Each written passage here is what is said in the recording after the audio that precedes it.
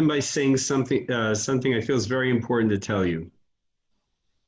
With a little bit of vision and your help, I'm hoping that this is not just a set of classes, of shirim. I'm hoping that this is going to spark a flame in Klal Yisrael. And as Hashgacha Pratis would have it, in the holy Eretz Harnof, right? I found a book about Kavannah mitzvos. It changed everything. Now, I told you things were going well. I was learning Gemara. I was teaching Gemara. I love Gemara. I was learning Musar. I was teaching Musar. I love Musar. I wrote books, etc. I was turned on, thank God, is all Hashem, of course. But you know what? Try as I may, I was throwing brachas out of my mouth all the time, right? Try as I may. I did Shnayim Mikra Echad B'Tarvin like a dutiful robot. Something was missing in terms of the mitzvos. But you know what? There's two other things that we need to strengthen, and in my humble opinion, Kavannah mitzvahs is the solution, okay? And that's this. The Yetzer Hara attacks us on two primary fronts, okay? I'm going to say it as if it's me, but it's not. I have sources for this, okay? Number one, being aware of Hashem's presence, okay? Being aware of Hashem and actually feeling as if we are relating to and with Hashem, okay? Yetzer Hara invests tremendous effort in that. As Rabbi Miller points out, he says, you know, for most of us, Hashem exists in the Siddur and in the Chumash. That's where you'll find Hashem, Hashem Yerachim, right? So, and by the way, you can learn Torah, and it may not cross your mind at all that Hashem is present. Now, by the way, you have to sink in when you're learning Torah. I'm just pointing out, you can learn Torah. You can love Torah. You can learn it deeply and still not be aware of Hashem's presence and the relationship. You're bonding with Him right in the moment. That's number one. Here's another example I'm afraid to mention. But do you know you can spend an entire Shabbos, let's say you have guests, and there's Ruach, and there's singing, and there's beautiful Dvar Torah.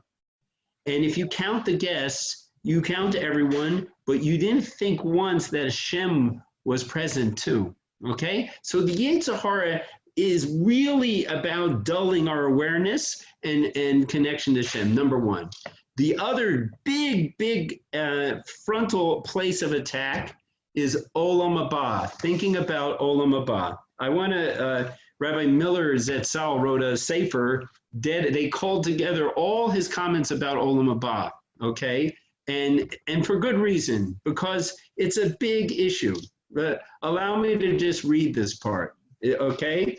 It says, the Messias Hasharim is crystal clear in the first parak, right? That you must be constantly convincing yourself that your whole existence is all about bonding with Hashem in the world to come.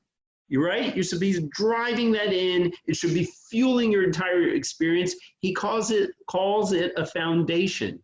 Yet, says Rabbi Miller, and as we know, even the frummest of people barely think about Olam Haba, barely speak about it. Not at home, not in the yeshiva. Even Shabbos is main Olam Haba. How much are you thinking about and talking about Olam Haba? And by the way, this is not a surprise. I told you I have sources. The Chovos Levavo says, in I think it's in Shar Heshbon and Nefesh, that the Yetzer Hara's primary attack is not about our Emunah and Yetzias Mitzrayim and God's existence and all these things. It's about the fact that the soul's going to exist in the afterlife, in the world to come. You hear that? Olam Haba and us being there. That's the Yetzer Hara's primary focus, okay? What I'm delighted to share with you is that this is experiential. I've seen with other people. We can really, really address all of this, okay? We can have that neshama kedusha link. We can be relating to Hashem, thinking about Hashem, and connecting to Hashem, which is a mitzvah d'oraisa. Okay? Say, Hashem, I'm listening to this shir because I love you, not out of motivation to receive reward and punishment, not because it makes sense to my intellect, and not because this is just what I do, not by rote, God forbid, right? I've been inserting this Kavannah. It can change you so much. So just, you hear that? Have in mind, we're doing this because we love Hashem. I want you to hear the Mahaber. This is the book, Kasher Tziva Hashem by Rav Daniel Garfinkel. He's very thrilled that I'm doing these sharing. So I want you to hear why he wrote this book, okay? And before we get involved with the first mitzvah. So he says like this: when I started to look into the subject about Kavannah and mitzvahs, I asked people, do they have Kavannah at the time they fulfill mitzvahs?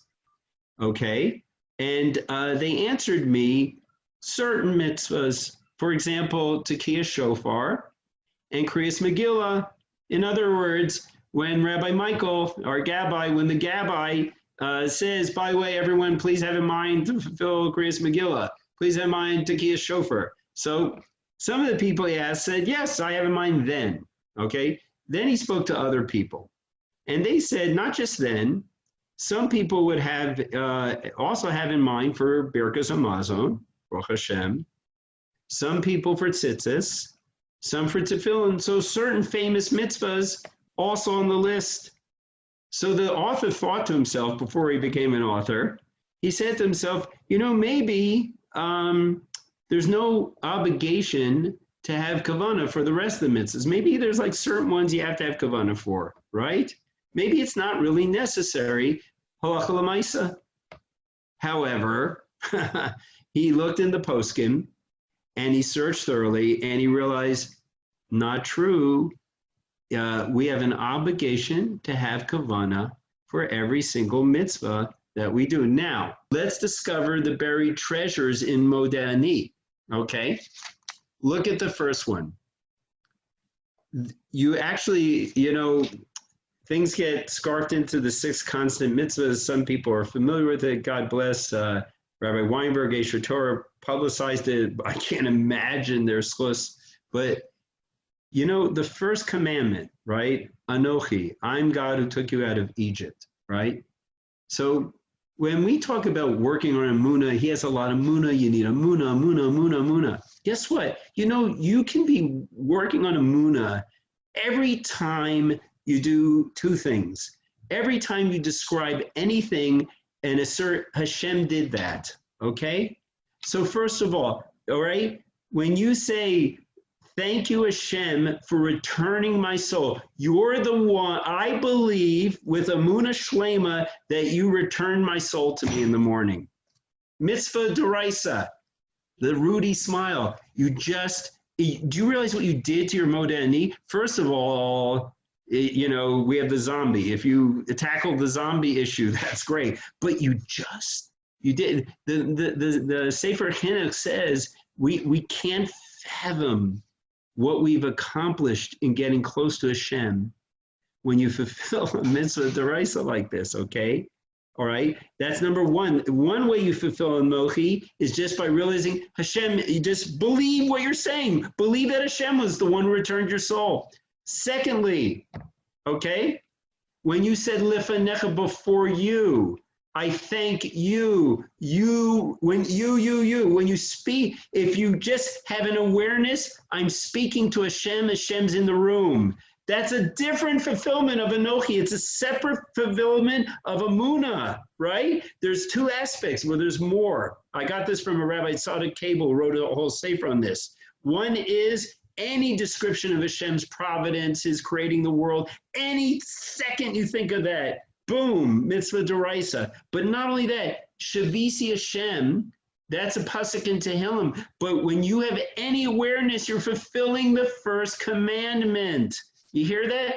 Look what happened. 2 buried treasures come alive. That's just by saying, Hashem, I thank you for restoring my soul. I believe you did that. When you stop for a moment and you say, I have a commandment to be thinking about Hashem's kindnesses, that's going to start waking your mind and your heart. And you are going to get bond to Hashem here and now, not to mention get very close to Him in the world to come. Especially, it happens to be a truth that, and Rabbeinu Yonah says that Hashem instilled in the mitzvahs, milos elyonos, incredible qualities.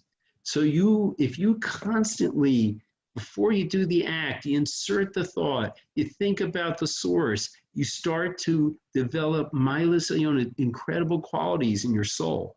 Unbelievable, for now and for later. And the Chafetz Chaim, it was a mace mitzvah. It was a neglected mitzvah, and he brought it back to life, right? He wrote the Sefer Chafetz Chaim, and now there's this institution called the Chafetz Chaim Foundation, which is disseminating and promoting and keeping them conscious about Lashon Hara. Unbelievable. So it's my humble prayer to Hashem, and I'm trying to make a lot of ishtadlus. I would like to actually create a KLM, my wife said, Kavannah Mitzvahs Foundation, where we spread the consciousness of this. It will impact, there's just so much I can tell you. Less your activity, you won't be robotic, you'll be closer to Hashem, more limabah, but also for other people. Profound difference, and it's relatively easy. A little thought, a few seconds thought is eternally unbelievable.